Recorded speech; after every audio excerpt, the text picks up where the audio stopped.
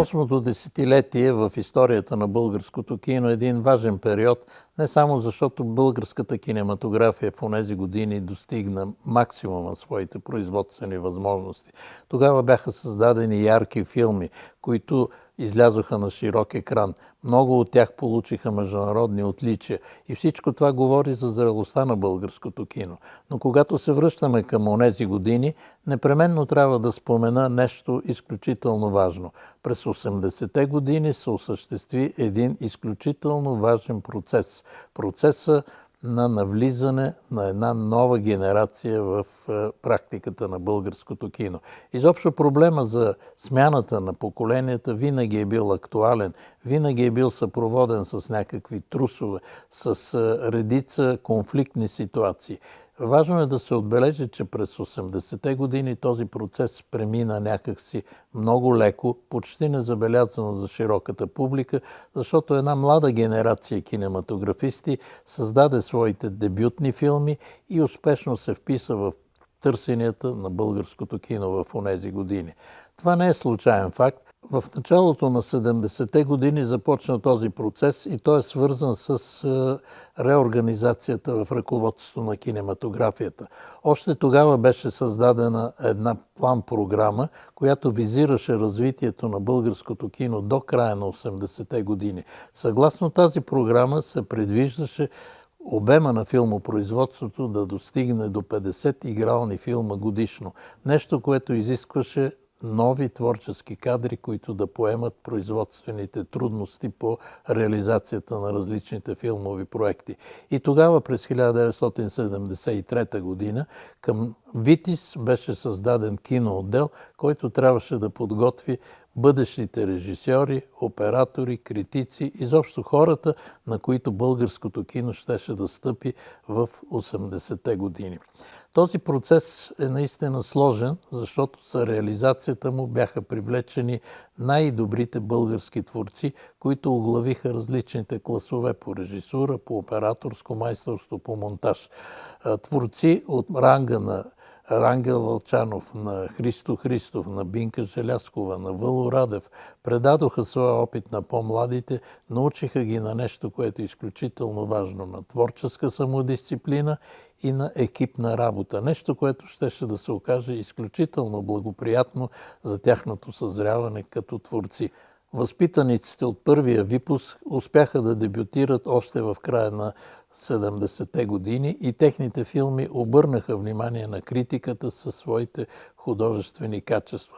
Но през 80-те години вече забелязахме едно масирано навлизане на млади творци, които не само създадоха интересни произведения, които заинтересуваха критиците, обърнаха внимание на широката публика, но те създадоха филми, в които успяха да реализират онова, което е характерно за младото поколение. Техните надежди, техните идеи, тяхното желание да навлязат в живота като творци. Тук могат да се споменат имената на много режисьори, които направиха име през онези години и които по-късно се превърнаха в гръбнака на българската кинематография. Искам се да спомена няколко имена, които са изключително важни за развитието на българското кино в онези години и които показват мощното навлизане на младото поколение със свои идеи. Иван Павлов, Евгений Михайлов, Красимир Крумов, още неколцина имена, които не бива да забравяме, такива като Черкелов, като Людмил Христов. Все творци със своя физиономия, които преобърнаха представите за модерно кино, не само с своя интерес към злободневна тематика, но най-вече с ракурса, с който те подхождат към проблемите на съвременната действителност. Младите донесоха една свежест в погледа. Те се заинтересоваха от проблеми, които вълнуваха обикновените хора със своята остра проблематика. Нещо повече, те не тръгнаха по отъпканите пътеки на вече създадената традиция, а се опитаха със свой глас да навлязат в същината на нещата и да покажат живота в неговата сложност и неговата противоречивост. Основна тема на техните филми бяха преди всичко нежеланието на младите да бъдат наставлявани, тяхното нежелание да бъдат контролирани, желанието им да бъдат свободни в своя изказ, да казват това, което мислят, без да се преструват и без да прикриват слабостите на съществуващата реалност. Братец, ще ги вадим ли тези рапани или няма да ги вадим? 10 път го хващам с кокори по този идиотски начин. 10 път го хващам тия дни. Можеш ли ми кажеш кога? Не можеш. Чака нещо да се появи. Какво чака? Чака нещо да се появи. И после какво? После нищо. До таксите вие с кучето го прекъснах. Кога това? Оня ден в ресторанта, доволен ли си? Нещо да кажеш? Има ли? Бе, ти къде зяпаш, бе? Братец, не става хмак. Куче, ти си трай.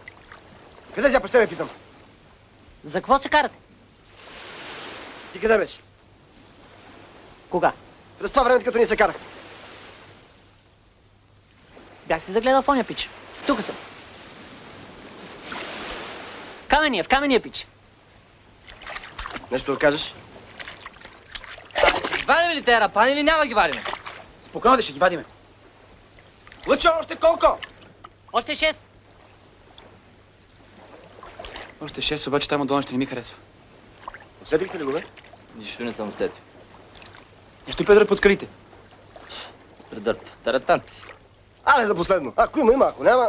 То, пък отива на кучетите и живи и здрави и аре! Айде, Лъчо, командвай!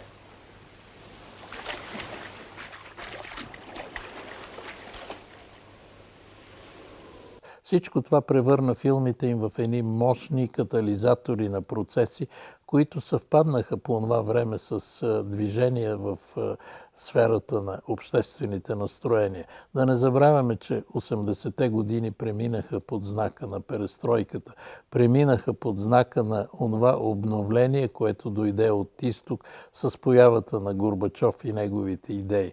Перестройката вдъхнови младите да търсят много сложните и проекции на реалността и да показват нейните недъзи, показвайки, разбира се, онова, което е позитивно, показвайки онова, което е важно за човешката личност, способността да преодолява трудностите на живота и в същото време да се отнася критично към това, което е заобикаля. Много филми, създадени в този период, могат да се посочат и да видим в тях онези кълнове на новото, които обновиха палитрата на българското кино. Органичната сплав между творците от младото поколение, кинорежисьори и класиците на българското кино създаде своеобразието на кинематографичния процес, в който се преплиташе енергията на младостта с зрелостта на големите таланти. Всичко това разшири хоризонтите на българското кино, позволи му да излезе от своята провинциална закостенялост и ограниченост и да излезе много нашироко в просторите на големите художествени обновления.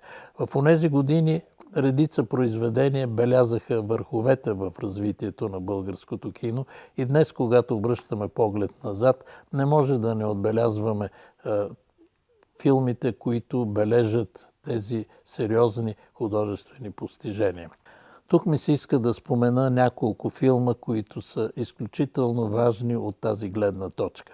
Един филм, който е създаден по сценарий на Виктор Пасков, "Ти, който си на небето", по един особен начин успя да направи един разрез на българското общество и в същото време да приобщи българското кино към големите хуманитарни проблеми на съвремието.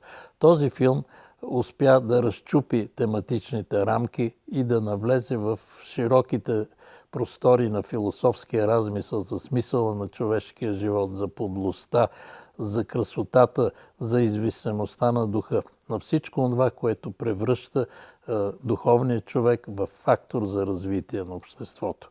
Тук трябва да споменем и други филми, които по един или друг начин съумяха да надскочат рамките на познатото. Достатъчно е да споменем такъв филм като "Време разделно", който спечели веднага популярността сред българската публика.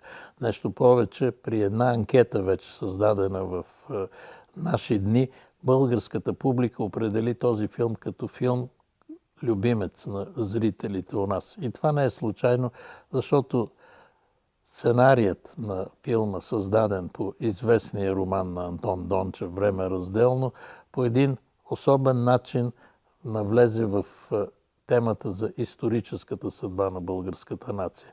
Нещо повече, този филм успя да осмисли историческия път на нацията и да покаже сложността на нейното развитие. Това е един филм, който показва жаждата на българския народ да запази своята идентичност, да се пребори въпреки всичко за своите духовни идеали. И в този смисъл филмът представлява едно от големите художествени постижения на периода.